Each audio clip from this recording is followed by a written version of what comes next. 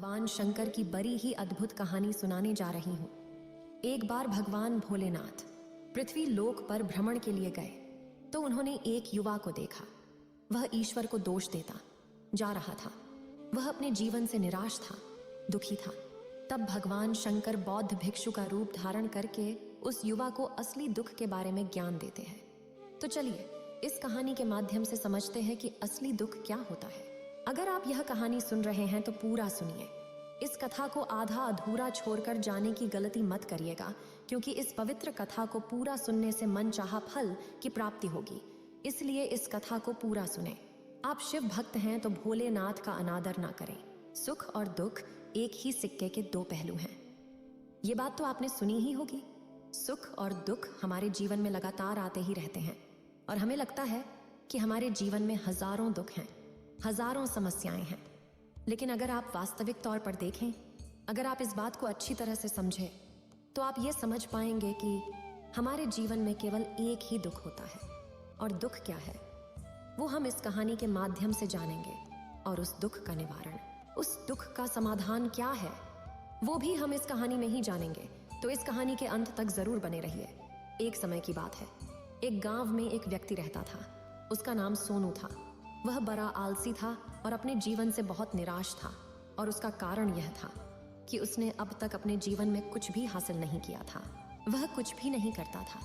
उसके घर वाले भी इस बात से बहुत परेशान रहते थे।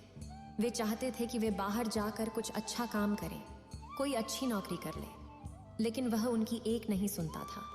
उसके घर वाले दूसरों का उदाहरण देकर उसे ताने मारते थे, उसे तरह तरह की बातें कहते थे, लेकिन उसे कोई फर्क नहीं पड़ता था। जबकि उसके सारे मित्र कामयाब हो चुके थे। कोई अच्छा व्यापार कर रहा था तो कोई अच्छी नौकरी कर रहा था, जिस कारण जब भी वो लोग मिलते तो वे लोग अपनी बढ़ चढ़कर बड़ाई किया करते। लेकिन सोनू कुछ नहीं करता था, जिस कारण जब भी कोई उससे पूछता कि तुम क्या कर रहे हो, तो वह कुछ नहीं कह पाता। उसे यह कहने में बहुत शर्म महसूस होती थी कि वह कुछ नहीं करता।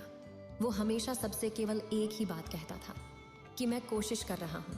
लेकिन उसकी कोशिशों का कोई भी फल किसी को नजर नहीं आ रहा था। देखते ही देखते अब ऐसा समय आ चुका था कि सोनू सभी से मुंह छिपाता फिरता, ताकि कोई उसे यह न पूछ ले कि तुम क्या करते हो, जिस कारण वो कभी किसी के सामने भी नहीं आता था। धीरे धीरे उसका मन दुखी होने लगा था। वह बहुत निराश रहने लगा था। उसे अब ऐसा प्रतीत होता था मानो वह इस धरती पर बोझ है, जिस कारण वो अपने आप को बहुत अकेला महसूस करता, बहुत तन्हा महसूस करता। एक दिन तो उसके मन में ये भी विचार उत्पन्न होने लगे कि मेरे हाथों में कुछ नहीं है तो मैं क्या कर सकता हूँ। अकेले बैठकर वह रोता रहा और भगवान को दोष देता रहा। एक दिन छुपता छुपाता वह घर से निकलकर कहीं जा रहा था।